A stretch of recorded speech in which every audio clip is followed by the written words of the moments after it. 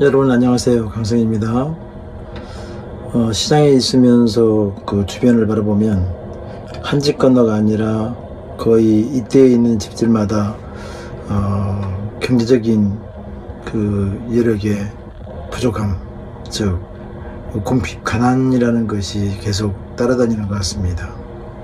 또한 그 가난에 따라서 재정적인 그 결핍에 의해서 건강이 많이 상실되고 또 케어가 안 되는 경우, 그리고 대부분 또 그 한부모 인분이 참 많은 걸 보면 어쩌면 시장에 이렇게 모여 있는 많은 분들이 그렇게 그 홀로서기에 힘든 과정을 이렇게 겪고 있고, 대문 안에 있는 사정을 모르는데 자세히 살펴보면 대문 안에 있는 모든 가족의 구성원들이, 또 가족이라고 하는 개인들이 힘겹게 그 어떠한 고통을 지고 가는 것 같습니다.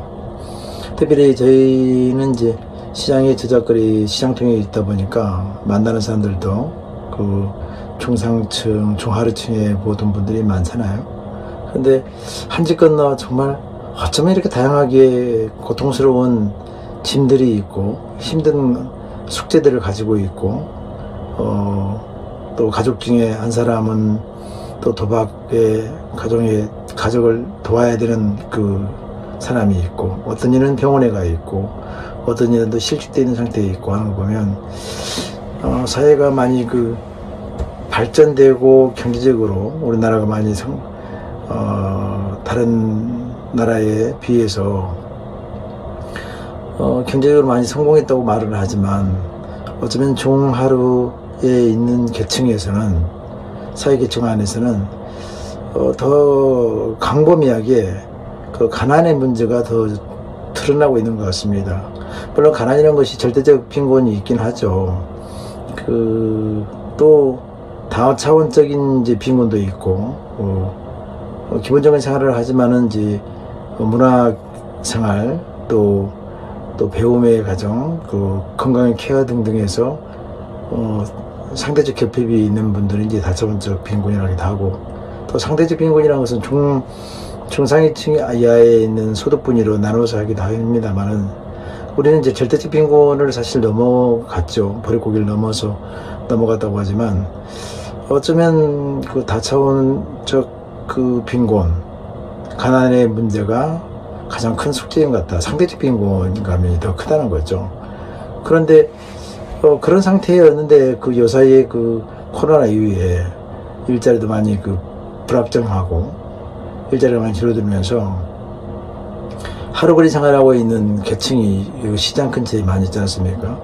제가 보면 60%, 70%가 넘는 것 같은데, 그분들의 삶이 급격하게 그 우리가 말하는 소위 그 문화 결핍, 또 결손, 또 그런 절대적 빈곤을 넘고 상대적 빈곤을 넘은 상태에서 가난의 다원적 가난 속에 있는 분들이 다시 그 절대적 빈곤 상태로 내려가는 것 같은 느낌이 옵니다.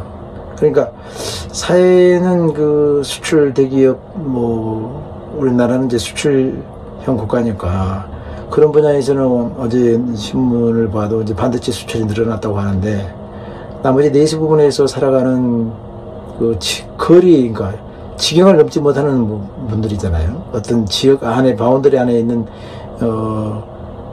어떤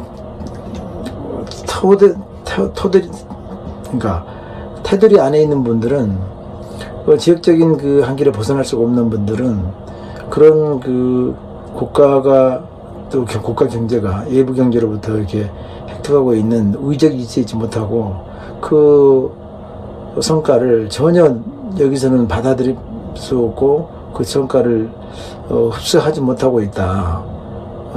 그렇게 분리되어 있는 상태에 있는 거죠.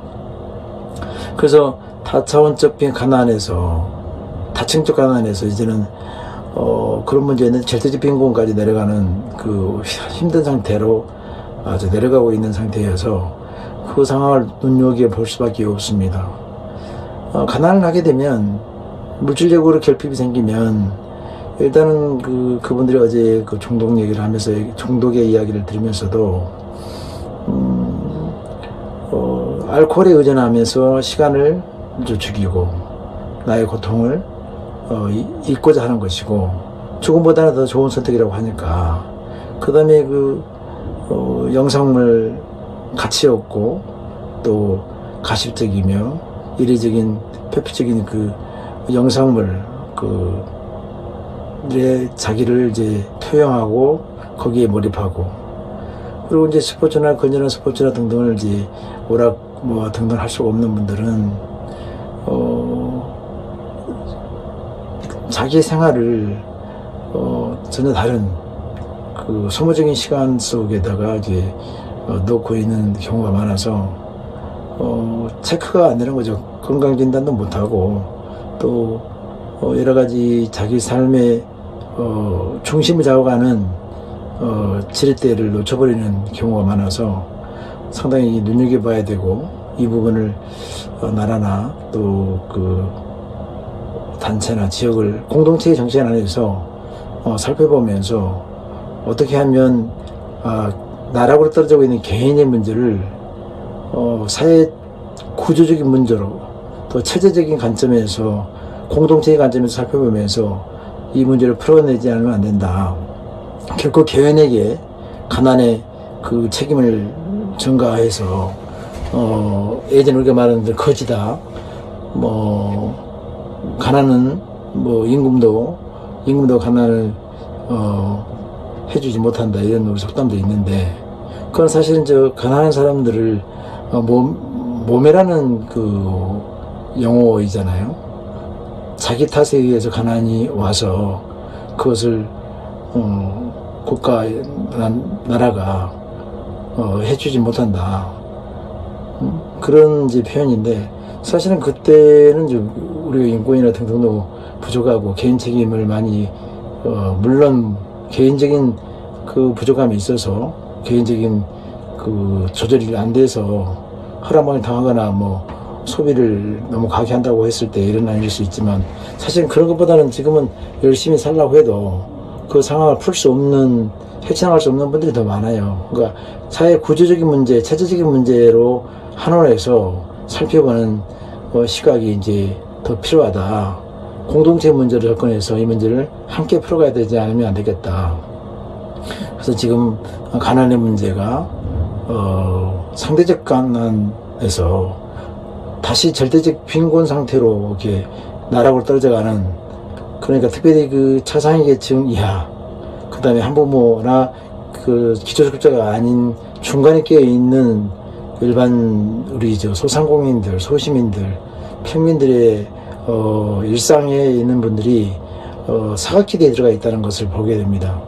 그래서 사실 물질이 없으면 모든 자신과 자존감이 사라지잖아요. 그렇기 때문에 건전한 나라가 되기 위해서는 경제적인 안정이 안 되면 민주주의든 사회정의든 또 사회 미래의 꿈을 꾸는 일들이 사실 불가능하게 되잖아요. 그래서 우리가 이 가난의 문제를 공동체의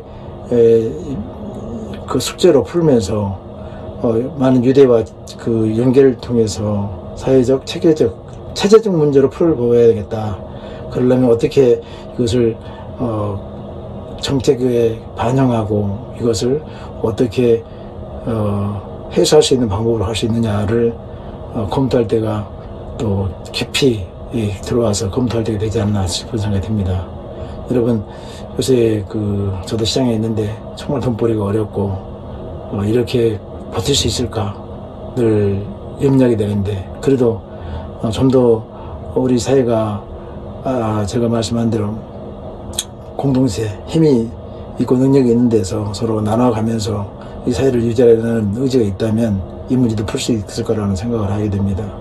감사합니다. 2025년 벌써 9월 2일인데요. 아직 밤도 덥습니다. 건강 유의하시고 우리도 이 어려운 상황을 잘 극복할 수 있는 사회가 되었으면 좋겠습니다. 감사합니다. 감사합니다.